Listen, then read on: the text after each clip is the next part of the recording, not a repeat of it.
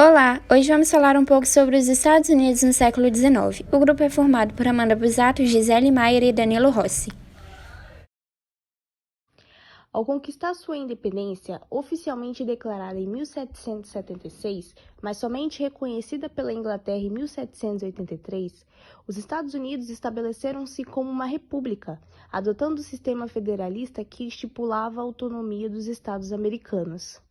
Os primeiros presidentes da história norte-americana atuaram visando principalmente a consolidação política dessa nação.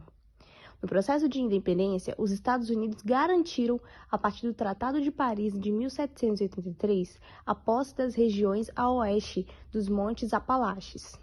A ocupação dessas regiões foi motivo de atrito entre colonos e britânicos, pois a coroa inglesa havia proibido a apropriação desses locais para evitar conflitos com as nações indígenas.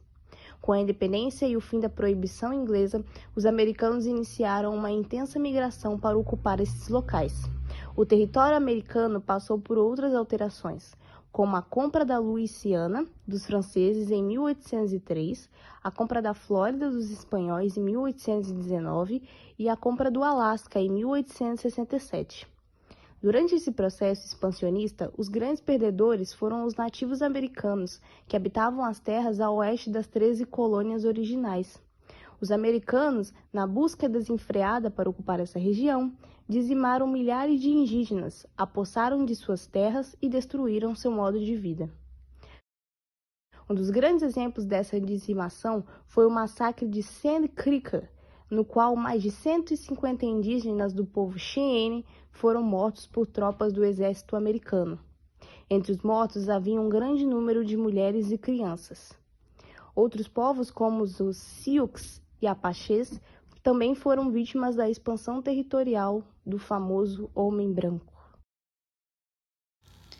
Além desses meios, usados para atingir o aumento do território americano, ocorreu de 1846 a 1848 uma guerra entre México e Estados Unidos. Essa guerra colocou em disputa algumas regiões, principalmente a Califórnia, o Novo México e o Texas. O interesse americano na Alta Califórnia, aliado à insatisfação mexicana referente às disputas territoriais envolvendo o Texas, fez o governo mexicano declarar no começo de 1846 que o país estava em uma guerra defensiva contra os Estados Unidos. Essa declaração acabou dando início a hostilidades entre as duas nações. A Guerra Mexicano-Americana estendeu-se durante 2 anos e teve como um de seus principais episódios a ocupação da capital mexicana. Os americanos conquistaram essa cidade depois de terem derrotado as tropas mexicanas na Batalha de Chapultepec, ocorrida em setembro de 1847. Com a ocupação da cidade do México, o governo mexicano aceitou negociar os termos para ratificar a vitória americana. Essa cessão territorial fez com que o México perdesse um correspondente a 40% de seu território. Em troca, o governo americano ofereceu 15 milhões de dólares como indenização de guerra, além de conceder o perdão para uma dívida de 3,2 milhões de dólares que o governo mexicano possuía com cidadãos americanos. Mas essa expansão territorial americana durante o século XIX foi justificada por uma ideologia, conhecida como o Destino Manifesto. Essa concepção defendia que os Estados Unidos estavam destinados a estender seu território do Atlântico até o Pacífico e haviam sido escolhidos por Deus para levar a democracia, a experiência do autogoverno e os valores cristãos a territórios dominados por outros países ou territórios indígenas. Em 1830, o então presidente norte-americano Andrew Jackson promulgou a Lei de Remoção Indígena, que deslocou comunidades inteiras de Cherokee, que era um território original dessas comunidades, para uma área do atual estado do Oklahoma, que era um local sem as condições necessárias para que essas comunidades obtivessem seu sustento. E essa marcha para o novo território ficou conhecida como Trilha das Lágrimas, já que os indígenas tiveram de marchar por milhares de quilômetros, no frio e sem suprimentos. Milhares morreram de frio, doenças e fome.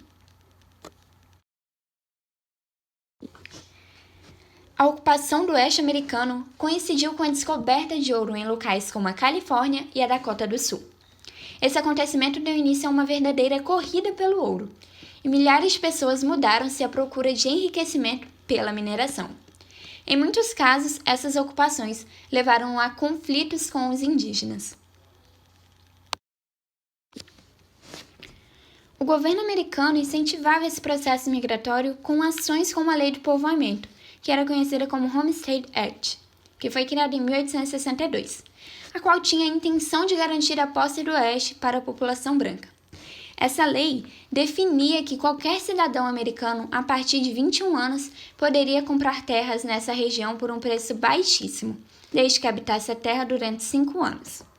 Até o final do século XIX, cerca de 600 mil pessoas haviam recebido mais de 80 milhões de acres de terra.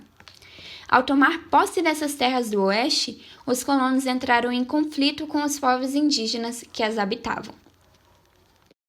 Desde a independência dos Estados Unidos, há uma separação nítida entre os interesses do Norte e do Sul na economia e política do país. No Norte, nós temos uma elite focada no desenvolvimento manufatureiro e com a mão de obra assalariada, enquanto no Sul ainda há um sistema de plantations com cultivos e monoculturas, cultivos por monocultura e baseado no trabalho escravo com mão de obra africana. Entre as maiores diferenças e divergências de interesses entre essas elites eram que, nas tarifas sobre importações, os nortistas, também chamados de Yankees, não sei se estou pronunciando da maneira certa, porém, continuando, algumas divergências entre os interesses da elite nortista e da elite sulista nos Estados Unidos eram as tarifas sobre importações, pois os nortistas, por terem uma característica protecionista, quanto à sua produção industrial, queriam impostos altos para as importações, porque assim valorizaria o produto deles, enquanto os sulistas queriam impostos baixos para baratear o preço de importações, porque na região do sul não tinha um parque industrial muito extenso, era bem reduzido. Há também a questão da criação do Banco Nacional e da unificação da moeda, pois existia uma questão de que os nortistas queriam que o Banco Nacional tivesse o direito exclusivo da emissão das notas.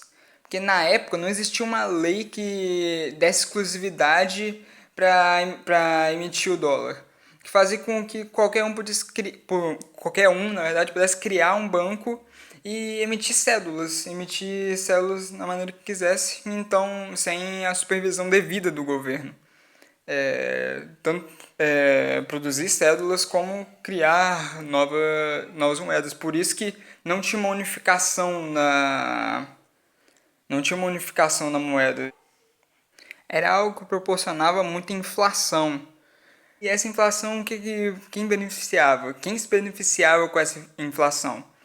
Os sulistas, porque eles iam favorecer os produtos das regiões deles e iam garantir uma relação comercial exterior melhor, porque, como eu já disse, por o parque industrial deles ser escasso. Mas com certeza uma das maiores divergências entre os dois era a questão abolicionista, onde o Norte era a favor da abolição da escravatura e o Sul contra. O máximo de acordo que os dois conseguiram tomar, no meio termo, assim, foi o compromisso de 1850, dizendo que cada estado, ou seja, os legisladores de cada estado, na verdade, deveriam decidir por manter ou não a escravidão. Foi exatamente essa questão abolicionista o principal motivo da guerra que levaria quase 610 mil vidas nos Estados Unidos. Com a eleição do presidente Abraham Lincoln, nortista e abolicionista, os estados do Sul se recusaram ao resultado das eleições, criando um novo país, os Estados Confederados da América. O conflito desses dois estados foi chamado de Guerra de Secessão. A vitória da guerra foi para os nortistas, e duas grandes e importantes leis foram criadas durante ela. o Homestead Act, não sei se estou falando certo, e a 13ª emenda da Constituição dos Estados Unidos da América, que aboliu a escravidão do país.